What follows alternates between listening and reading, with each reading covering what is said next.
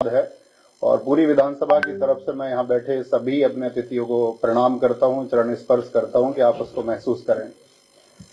दरअसल में अध्यक्ष जी, जब मैं गांव-गांव जा रहा था, अपनी विधानसभा में लगभग 200 गांव हैं,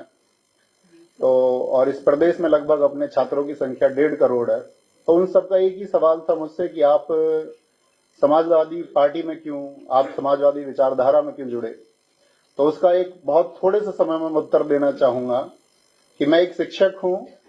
और मैं निर्माण की परिभाषा जानता हूं, एक विध्वंस की परिभाषा मुझे नहीं आती है। और इस समय की जो प्रदेश में सरकार है वो सिर्फ तोड़ना चाहती है, चाहे वो जातियों के नाम पर तोड़े, चाहे वो बुलडोजर के नाम पर तोड़े। लेकिन हमारे अखिलेश यादव जी ने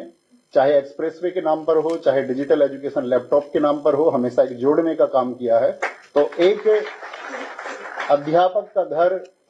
सिर्फ और सिर्फ समाजवादी पार्टी ही हो सकती है। एक शिक्षित व्यक्ति का घर यदि वो नफरत को छोड़ करके उस पैमाने से देखेगा, एक इंसान के नजरिए से देखेगा, तो उस सब को, इस पूरे प्रदेश को अपना घर समाजवादी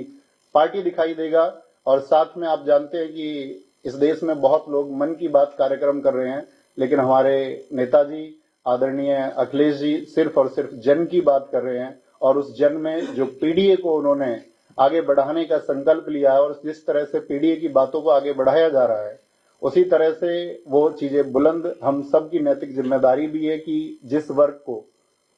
किसी भी तरह से शोषित किया जाता है, उसका शोषण किया जाता है, या जिस वर्ग को वंचित किया गया है, उस सब के लिए हम इंसानियत के नाते खड़े हों। हम बटे ना, कोई हमको बांटने का भी प्रयास करे तो हम बटे ना, और हम कंधे से कंधा मिलाकर के आदरणीय अखिलेश यादव जी को 2027 में बहुत मजबूत बनाए। और बहुत मजबूत बनाने के लिए हमने एक स्लोगन लिखा था कि यूथ सपा का और बूथ सपा का। हमको सिर्फ ये काम करना होगा इस प्रदेश में कि हमको पीडीए को जोड़ते हुए सभी यूथ को एक दिशा देनी होगी और साथ में सभी बूथ पर भी एक दिशा देनी होगी। और साथ में मैं यहाँ समाजवादी पार्टी के इस मंच पर एक आश्वासन देना चाहूंगा कि जब मौसम अच्छा रहेगा